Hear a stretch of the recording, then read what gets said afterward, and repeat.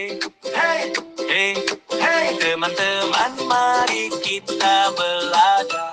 Halo, Assalamualaikum warahmatullahi wabarakatuh. Tapi kalau dalam ketentuannya boleh menambahkan elemen gambar, itu pun nggak apa-apa, nggak utuh. Misalnya hanya terdiri dari orang dan rumah saja.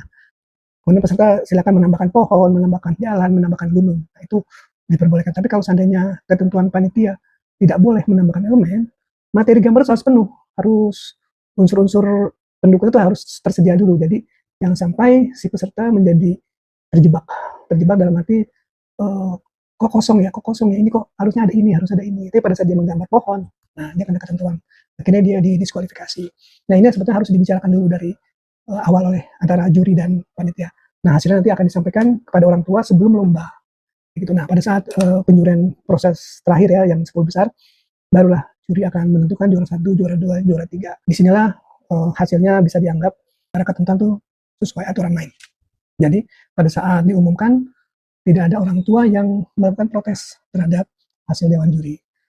Dan satu lagi, sebaiknya pada saat pengumuman, hasil lombanya itu ditampilkan juga sebagai supaya gini, karena pernah ada kasus juga, ternyata nomor peserta dengan nama peserta berbeda. Jadi ada pemenang yang namanya sesuai, tapi nomornya tidak sesuai. Nah, yang merasa nomornya sesuai, merasa itu dia yang juara.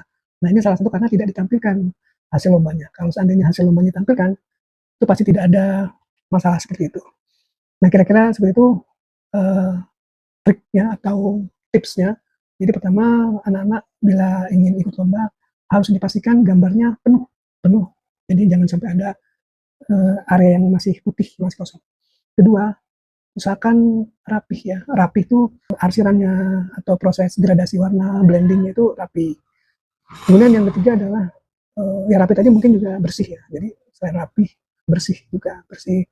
Biasa menggunakan sarung tangan kalau ada, atau serbet atau lapis tisu buat supaya gambar tidak kotor oleh tangan.